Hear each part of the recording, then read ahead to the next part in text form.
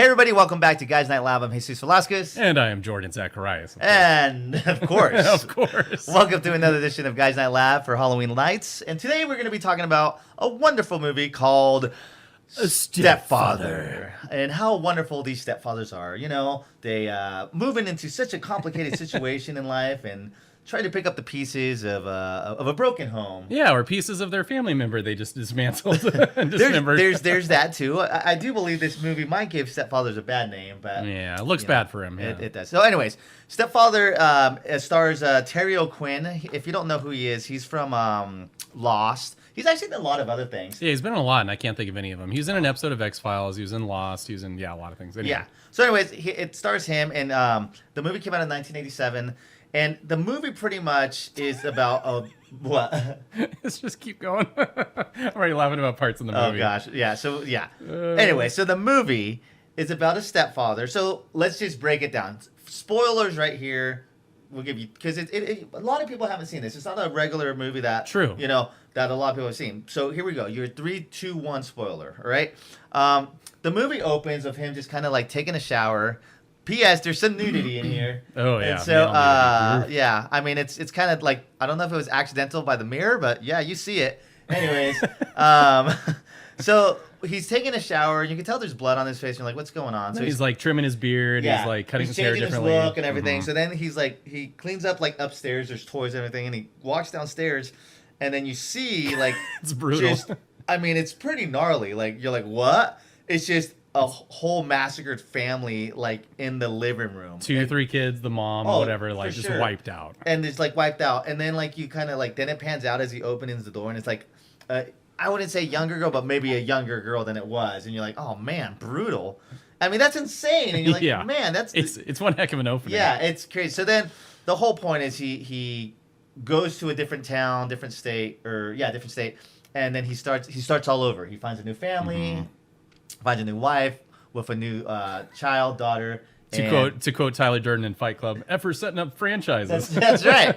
This guy is playing his cards. You know, he loves the family life. He wants to be a family man. If it wasn't for all his murderous, routines and murderous habits, Seuss, the man demands order. He needs order. That's true. He had a strict father, and naturally that means you need order, and you got to wipe out your entire family and start over once in a while. That's right. If there's no order, then making an omelet, you're gonna break some eggs.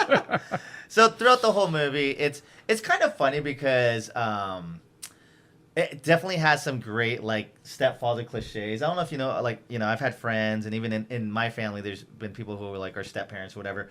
And there's those cliches of like, where does the stepfather fit in? Or it could be stepmother, but not for this instance. It's stepfather. Like overstepping your boundaries. You're not, like you're not the child's parent. You're not the child's father, but you kind of it's got to be awkward. A father, Yeah. So it is awkward. So it did kind of play a lot of those tropes of, he's being kind of cringy because he's overstepping his bounds and stuff. And then you're kind of like mad at the mom because she's like taking his side over the daughters. Yeah. And then all this stuff. So there's that. But then there's like the creepiness of just like. He'll go down to the basement and just start like whacking things with hammers super hard and yelling and screaming and going nuts.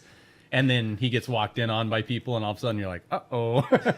Well, like he's like getting a little sloppy sometimes, or a little greedy or whatever it is. Arrogant. Yeah, he thinks like he's not gonna get caught. I guess. Yeah, and so then people like kind of catch him, and then he like murders them because they're getting too close to home. And so, then he's like, oh yeah, your sister left town. Oh yeah, your father left town. Yeah. Oh yeah, your brother left town. Yeah, exactly. People are going, where's everyone going? So anyways, I could keep going. Is there anything you want to add on this? I would just say that the movie is one of those where it has some actual good tension. It is creepy. It is a little violent. It is... it's a good atmosphere. It's good and disturbing, but it also is like a Darkman where it has humor in it. I don't know if it's fully supposed to be humor, but it's great though. Where there's some great lines like take the effing elephant, from Darkman, where you're just oh, that's genius. I would say it's a movie that is worth watching if you're not in the mood for a completely serious horror movie. I would say this one's more for fun, to laugh at parts, but also there's some pretty disturbing parts too. So I'd say that they did a pretty good job with it. Oh yeah, for sure. The movie in itself is it's not campy, but kind of it definitely has a made for TV vibe to it. Yeah. Almost like Dolly Dearest, actually, which we just reviewed. If you haven't checked that out, go watch that. I think it's better than Dolly Dearest in a sense because, I mean, not. I mean, it's two different genres. But the thing is, like, for this movie, I think it's because this was a theatrical release. Or it's actually both for. But I think with this movie, it's pretty punchy. Like it keeps rolling, even when things aren't happening. Where just like he's not murdering everyone. He's making these faces. Where, you're just like, okay, dude. He's just like. I'll just be looking at the mailman, just like. You're like, ugh. But you're right though. This movie, once it gets going right from the start, and it's I would call it relentless. Like it's the same with the part 2, which we'll get into later.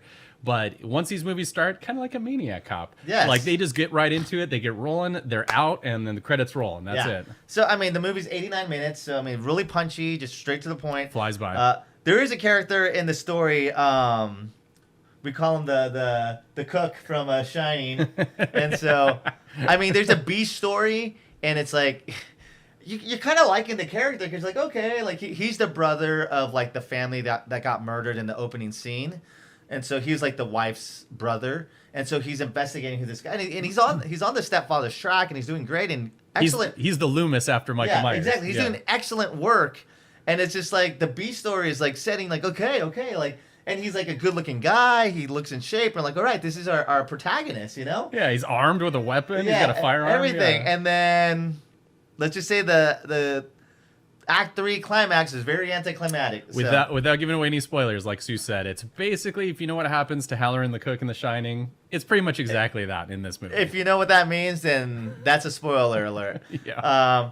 But then the daughter's great in the movie. There's the therapist. They have some good side characters. The boyfriend's in it, and then he just disappears. Yeah. And so but there's the Act 3 when like everything is kind of comes to face, and they know that the stepfather's a murderer and everything. That's when it's awesome. Oh yeah. There's a whole like crazy Act 3 hunt with the daughter, the wife, mom, whatever, and then the brother technically. So, but anyways. Stepfather, go ahead. Oh no, I was gonna say there's one particularly disturbing moment in the film, and you'll know it. It's once they're fully into Act 3, and something's about to go down where the wife is kind of onto him, the new wife, and she's like, "How come you're?" I don't want to give away the plot, but she sees something she shouldn't have, and she's like, "Wait, I don't know if this guy's saying who he is, who he really is," and it's great because he's holding the phone. And he just starts talking to himself. He goes, "Wait, who am I?" That's right. And you're like, "Oh, oh no!" You're like, how many times has he done this that he's forgetting what character he's playing now? He forgets what character he's playing, but it's in a very like serial killer way, where he's just kind of like, "Wait, who am I now?" And she's like, "What?" And you're like, "Oh boy, here we go." And then it just gets third act is makes it all worth it. So, great movie. Let's see. Like I said, some nudity in the beginning. The nudity at the end. I totally forgot. It's bookended by not needed nudity. Yeah. But it's there. Some bad words, but overall, it's a good movie. It's mostly fun. violence. Yeah. It's a fun movie. Pretty brutal at times, but definitely a fun 80s movie that definitely flies under the radar. Yep. So this Halloween, check out Stepfather. And if you're getting remarried and bringing a stepfather for your kids. Definitely watch it. It's a warning. Just kidding. It's a warning. No, I'm just kidding. But it's a fun movie, and check it out this Halloween. And stay tuned for our review of Stepfather Part 2 coming up next. Oh, that's right. Because you think he meets his end in Stepfather 1, but... Oh, baby. They're going places with his character. Right. So, all right. We'll see you next time. Happy Halloween.